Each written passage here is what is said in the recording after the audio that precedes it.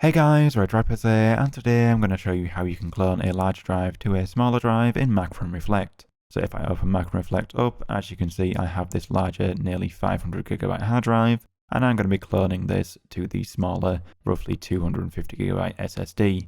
Now if you look at the partitions, as you can see this partition here has a large amount of free space. So what we're going to be doing is we're going to be making this partition smaller, so that when it is cloned onto this other drive, all of these partitions will stay the same size and this one will get smaller so that it will fit onto the smaller drive. Now obviously this will only work if the amount of actual used data is enough to fit onto the smaller drive. So for example, if you had more than 232.8 gigabytes of actual used space on the large drive, then this wouldn't work. The amount of data that is actually stored on the drive has to be able to fit onto the smaller drive.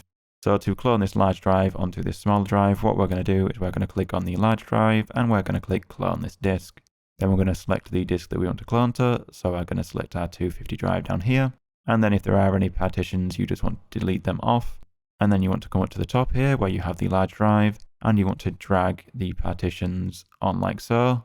And now we've dragged this larger partition on, we now need to shrink it down so that this other partition can fit on. So as you can see, this partition is 537 megabytes. So we need to shrink down this partition here. So to do that, we're going to select the partition. As you can see, it's underlined, and then we're going to click layout. And then to make it simple, I will just reduce it by 1 gigabyte in size. So I will reduce the size here by 1 gigabyte, and then I will click OK. So now, as you can see, we have a gigabyte of free space. So if we now drag this partition on, and now we just have this free space here. So to fix that, we're just going to click on the fourth partition here, and we're going to float it right. And now we have the free space next to the main partition. We're just going to select the main partition, and then we're going to click fill space, so that it will then use up the rest of the space. So now that is done, all we need to do is we just need to click next, next, and then finish, and then OK.